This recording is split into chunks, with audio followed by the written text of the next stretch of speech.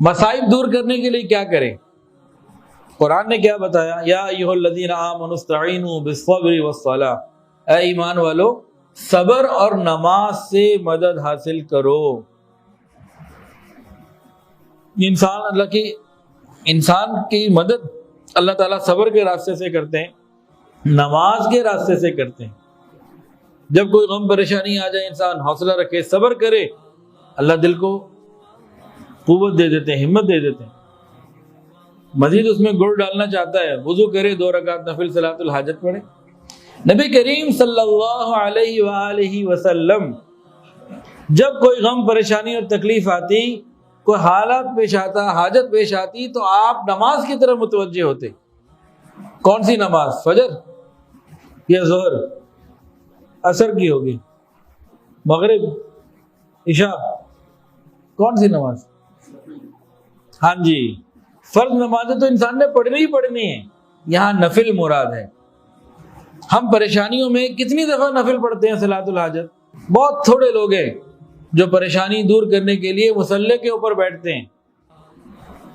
ایک صحابی تھے انس رضی اللہ تعالیٰ عنہ، ان کو بارش کی ضرورت تھی باغ میں پانی کے لیے، وہ جناب انہوں نے وضو کیا، سنت کے مطابق اہتمام سے 2 نفل پڑھے، دیکھا آسمان کی طرف، کسی کو بھیجا، دیکھو کچھ نہیں جی، پھر نماز، پھر نماز، پھر نماز، پڑھتے ہی گئے، اور جناب اللہ نے بارش ہی بھیج دی۔ اپنے مسئلے 2 رکعت نفل کئی دفعہ پڑھ کے حل کرا دو۔ ہم سے کیوں یہ نعمت چھن گئی؟ آج کل جو ہم لوگ ہیں نا، اپنی اولادوں کو دعائیں بھی نہیں دیتے۔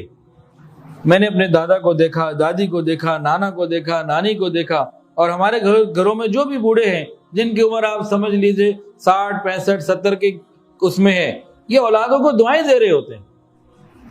آج کل ہم اپنی اولادوں کو دعائیں نہیں دیتے۔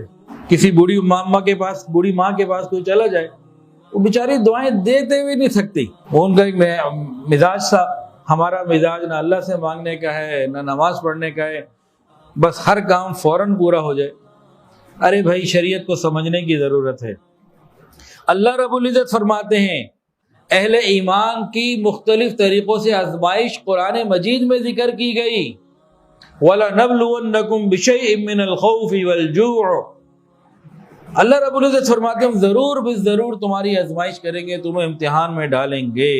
وَنَقْصٍ مِّنَ الْأَمْوَالِ وَالْأَنفُسِ وَالثَّمَرَاتِ وَبَشِّرِ الصَّابِرِينَ، ہم ضرور تمہیں آزمائیں گے، کبھی خوف سے، کبھی بھوک سے، کبھی مال اور جان میں کوئی کمی کر کے نقصان آ جائے گا، کبھی پھلوں میں کمی کر کے، ہم ضرور آزمائیں گے۔ یہ جتنی باتیں قرآن میں آئی ہیں نا جناب، صحابہ کرام ہر چکی میں پسے ہیں۔ کھیت خراب ہو گئے، پھل خراب ہو گئے، زیادہ آ گئے تھے، وزن نہیں نکلا، کوئی اور کھیتوں میں مسئلہ آ گیا، کاروبار بند ہو گئے، انتقال ہو گیا، بیماری آ گئی، مال چوری ہو گیا، مال کہیں رکھے بھول گئے، کچھ بھی، جتنی پریشانی آج مجھے اور آپ کو اور ہم سب کو اس معاشرے میں آتی ہیں، یہ تمام صحابہ کرام کو آ چکی ہیں، کوئی نئی بات نہیں ہے۔ ہم کسی نئی چکی میں نہیں پیسے جا رہے، یہ وہی ایک دورانیہ ہے، وہی سلسلہ چلتا چلا جا رہا ہے جو آدم علیہ السلام کے زمانے سے شروع ہوا، قیامت تک چلتا رہے گا۔ اللہ نے زمین کو بنایا ہی ایسے، ڈیزائن ہی ایسے کیا۔ اور آگے بڑھ کے بات کروں، صرف حضرات صحابہ کرام رضوان اللہ تعالی علیہم اجمعین ہی نہیں، تمام انبیاء کرام اور نبی علیہ السلام خود بنفس نفیس آپ کو بھی بے شمار تکلیفوں کا سامنا کرنا پڑا۔